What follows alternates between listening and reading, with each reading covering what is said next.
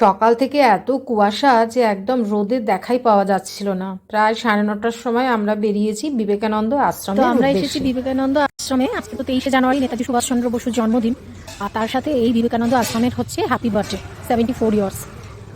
আমি তো এই আশ্রমের সঙ্গে যুক্ত। দাদা আমাকে জানিয়েছিলেন যে এখন পরপর 23শে জানুয়ারি, 26শে জানুয়ারি অনুষ্ঠান আছে, তারপর সরস্বতী পুজো 3 ফেব্রুয়ারি। তো এসেছি, একটু খুব সুন্দর করে সাজানো হয়েছে চারিদিকটা, বেশ ভালো লাগছে। থাকবো কিছুক্ষণ, পতাকা উঠবে, সেগুলো দেখে তারপর ফিরে যাবো। এই যে দেখুন, ওদিকে রান্নাবান্না হচ্ছে আশ্রমের বাচ্চাদের জন্য, খাওয়া দাওয়া হবে। এখানে সুন্দর করে বেলুন দিয়েও সাজানো হয়েছে। আজকে সকাল থেকে এত মেঘলা ও কুয়াশা।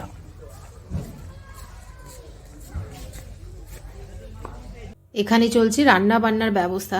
জিজ্ঞেসে করলাম কি রান্না হচ্ছে। খুব ভালো, সাদা ভাত, বাঁধাকপি, মাছ, ডাল, আলু ভাজা, এই সমস্ত কিছু মেনু। বেশ সুন্দর করে বেলুন দিয়ে রিবন দিয়ে সাজানো হচ্ছে। দেখুন কেমন কুয়াশা এখনও। তো এই হচ্ছে বিবেকানন্দের স্ট্যাচু বা মূর্তি, আর সামনেই খুব সুন্দর ফুল গাছ লাগানো হয়েছে। এত ভালো লাগছে। আর পাশেই কিন্তু আদিসপ্তগ্রাম স্টেশন, রেল স্টেশন। তো এখানে দাঁড়িয়ে দাঁড়িয়ে একটুখানি সকাল সকাল, তখনও আর কি ওই অনুষ্ঠান শুরু হয়নি, একটু গাছপালাগুলো দেখছি। এত ভালো লাগছে, নানা রকমের ফুল ফুটে রয়েছে। আর যদিও এই যে দাদার সোর্সে আমি এখানে যাই, উনি আমাকে এর ফটোগুলো পাঠান হোয়াটসঅ্যাপে, দেখি। তো আজকে চাক্ষুষ করছি এই যে এই দাদা। তো ওনাদের সাথে আমার কিছু অফিসিয়াল কাজকর্ম ছিল, সেরে তারপর আমি বাইরে এসেছি। ততক্ষণে অনেক লোকজন চলে এসেছে। 10টার সময় পতাকা উত্তোলনের কথা ছিল, মানে ওয়েদারটা ওরকম জন্য একটু 10:30 11টা নাগাদ পতাকা ওঠানো হয়েছে। তো এখানে ছোট ছোট অনেক বাচ্চা আর কি জড়ো হয়েছে। ওদের হচ্ছে বসে আঁকো প্রতিযোগিতা। তো ওরা ওখানে আঁকা শুরু করেছে, আর আমরা এদিকটাতে এসেছি। আজকে যেহেতু 23শে জানুয়ারি নেতাজি সুভাষচন্দ্র বসুর জন্মদিন, সাথে আমাদের এই বিবেকানন্দ আশ্রমের আজকে জন্মদিন বা প্রতিষ্ঠা দিবস, সেই কারণে পতাকা উঠবে দুটোই।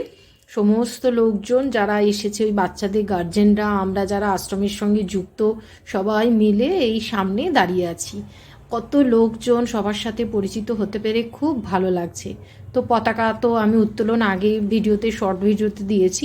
এখানে আমরা যারা গেছি সবাইকে মালা দিয়ে, ফুল দিয়ে শ্রদ্ধাঞ্জলি নিবেদন করলাম দুই মহান বীর পুরুষ বা মহাপুরুষের মানে উদ্দেশ্যে। তারপর সবাই মিলে সমবেত আর কিভাবে জাতীয় সঙ্গীত, আশ্রম সঙ্গীত গাওয়া হলো। কি সুন্দর, এই ঝান্ডা দেখেই ভালো লাগছে। এখানে বিবেকানন্দের মূর্তিতেও মালা পরানো হলো।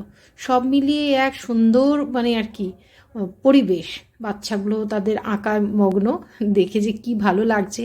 দারুণ একটা সময় কাটিয়ে তারপর ফিরে এলাম নিজেদের বাড়িতে।